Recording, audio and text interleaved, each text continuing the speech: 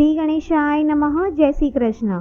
ધર્મરાજાની વાર્તા સાંભળવા માત્રથી જ વ્રત કર્યા બરાબર પુણ્ય ફળ મળે છે. આ માસ ભગવાન શ્રી હરિ વિષ્ણુને સમર્પિત છે, માટે આ માસ દરમિયાન જપ, તપ, દાન, પુણ્યના ફળની પ્રાપ્તિ થાય છે. તો ચાલો મિત્રો, આપણે સાંભળીએ ધર્મરાજાની વાર્તા. રામપુર નામના એક ગામમાં એક ગરીબ બ્રાહ્મણ રહેતો હતો.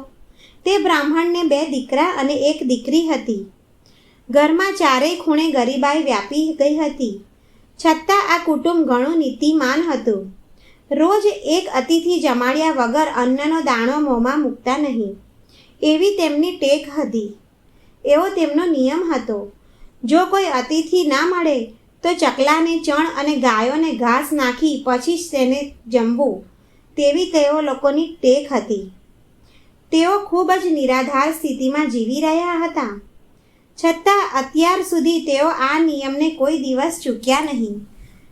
બાપની ગરીબાઈથી ગળે સુધી આવીને દીકરાઓ જુવાન થયા અને તેમને વિચાર્યું કે આપણે પરદેશ કમાવવા જઈએ. અહીં બેસી રહીશું તો આપણી પરિસ્થિતિ સુધરશે નહીં. આમ વિચારીને બંને દીકરાઓ પરદેશ કમાવવા ચાલી નીકળ્યા. ઘરમાં માત્ર બ્રાહ્મણ અને બ્રાહ્મણી અને તેમની વિધવા દીકરી હતી. અને ભગવાનને પણ ગરીબ બ્રાહ્મણની કસોટી કરવાનું મન થયું હોય તે પ્રમાણે 12 મેઘ તૂટી પડ્યા. ચારે બાજુ જળબંબાકાર થઈ ગયું. ભયંકર વરસાદમાં કોણ બહાર જવા નીકળે? આવા વરસાદમાં આંગણે અતિથિ આવવાની તો વાત દૂર રહી, પણ ચકલુંય ફરકતું ન હતું. બ્રાહ્મણ, બ્રાહ્મણી અને તેની દીકરી 15 દિવસ સુધી સતત ભૂખ્યા રહ્યા. પણ ભગવાન પર જરાકેય તેમની શ્રદ્ધા ઓછી થઈ નહીં. ભક્તના આખા કુટુંબને જોઈને, ભૂખ્યું તરસ્યું જોઈ ભગવાનથી પણ રહેવાયું નહીં. હવે ભગવાન વિષ્ણુ અને દેવી લક્ષ્મી હંસ અને હંસનીનું રૂપ ધારણ કરીને ઉડતા ઉડતા બ્રાહ્મણના આંગણે આવ્યા. હંસ અને હંસનીને આંગણે આવેલા જોઈને 3 જણા રાજી રાજી થઈ જાય છે. તેમને ખોબો ભરીને જાર નાખી.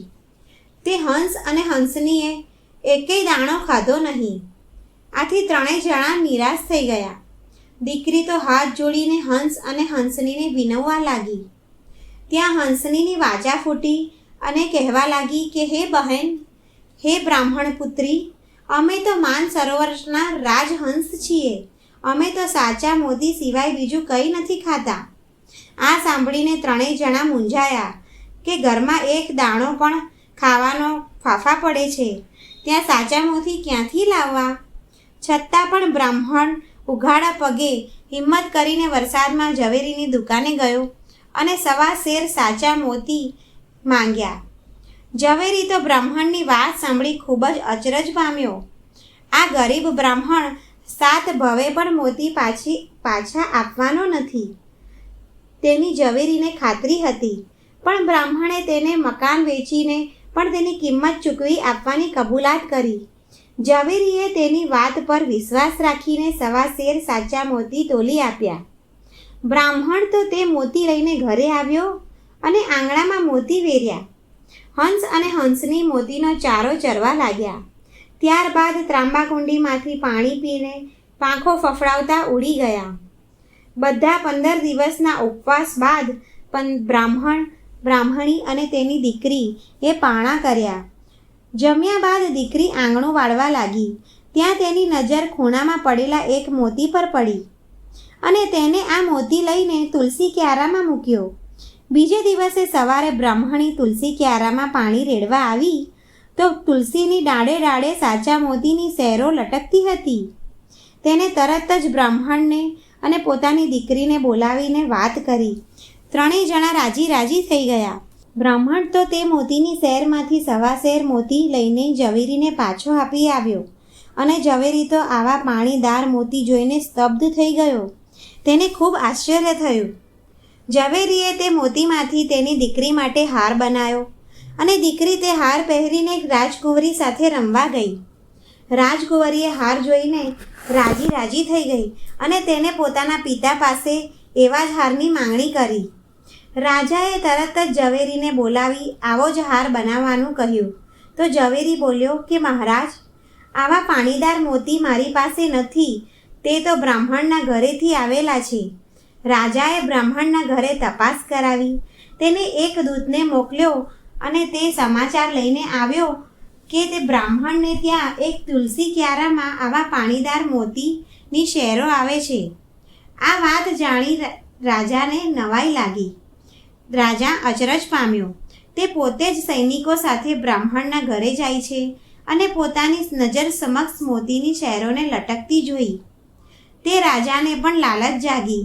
તેને પોતાની સત્તાના જોરે આખો તુલસી ક્યારો ઉપાડી લેવા ત્યાં હાથ લગાડ્યા તો તેના હાથ ત્યાં જ ચોંટી ગયા.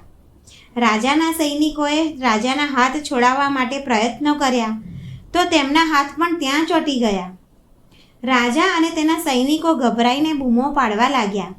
બ્રાહ્મણ અને બ્રાહ્મણી બહાર દોડી આવ્યા અને આ બધું જોયું તો તેમને તુલસી માતાને પ્રાર્થના કરી તો તે રાજા અને તેના સૈનિકના હાથ છૂટા પડ્યા.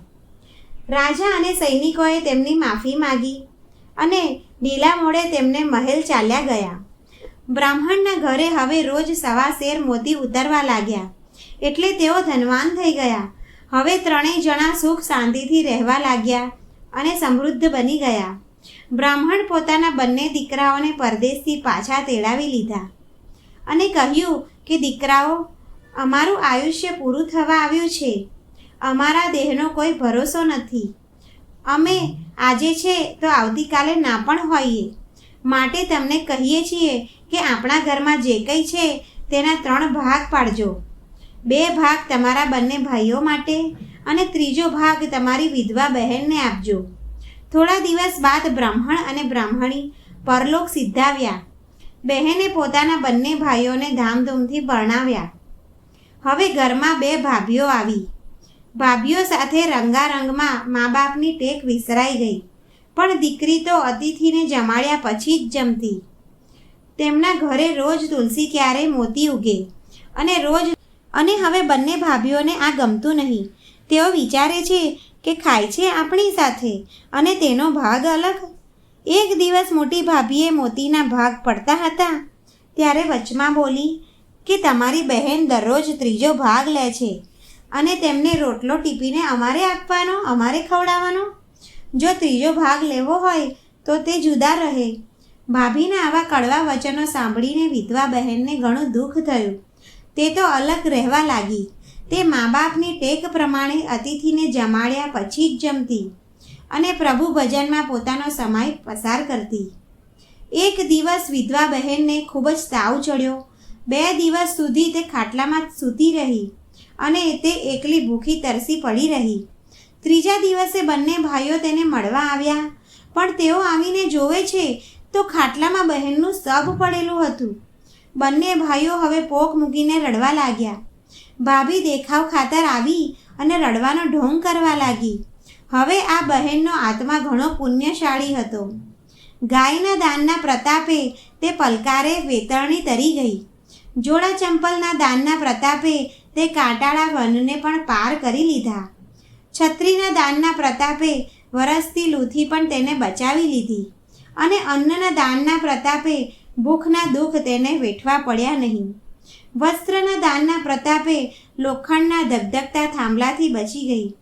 આમ સર્વ વિઘ્નોને ઓળંગીને બહેન તો ધર્મરાજાના દરબારમાં પહોંચી.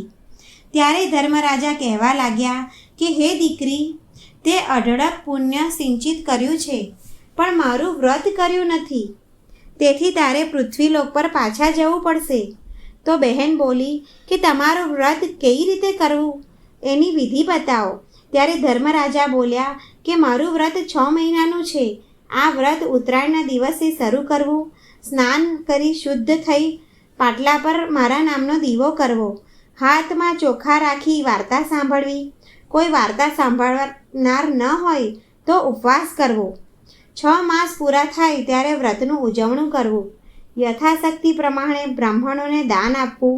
પછી સવા શેર ઘીની સુખડી કરી તેના 4 ભાગ પાડવા.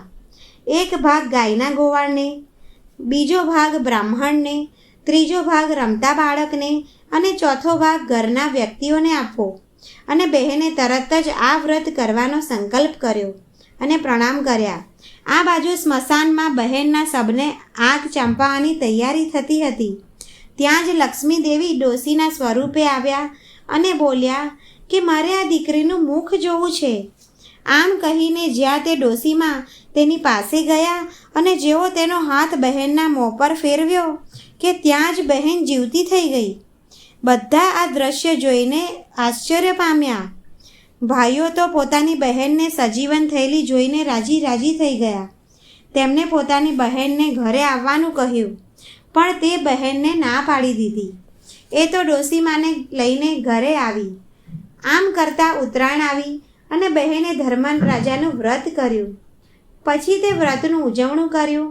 તે વખતે ત્યાં હાજર રહેલા ડોશીમા બોલ્યા કે દીકરી, તને તો ધર્મરાજાના દૂતો લેવા આવશે, તો તું સ્વર્ગમાં જઈશ. ત્યારે તે બોલી કે માં, તમને હું મારી સાથે લઈ જઈશ. થોડા દિવસ પછી ધર્મરાજાના દૂતો લેવા આવ્યા અને તે દૂતો ડોશીમાને અને બહેનને વિમાનમાં બેસાડી સ્વર્ગમાં લઈ આવ્યા. અને સ્વર્ગમાં પહોંચતા જ કંકુના પગલાં થયા, ઝગમગતા દીવડા પ્રગટ્યા. આમ બહેનને ધર્મરાજાનું વ્રત ફળ્યું. તેને સ્વર્ગમાં સ્થાન મળ્યું. હે ધર્મરાજા, જેવા તમે બહેનને ફળ્યા તેવા વાર્તા સાંભળનાર, વાંચનાર અને વ્રત કરનાર સૌને ફળજો. સૌની મનની ઈચ્છા પૂરી કરજો. જય ધર્મરાજા. જો મિત્રો આ વાર્તા પસંદ આવી હોય તો લાઈક કરો, તમારા સગા સંબંધીઓ સાથે શેર કરો અને સબસ્ક્રાઈબ કરો. જય શ્રી કૃષ્ણ.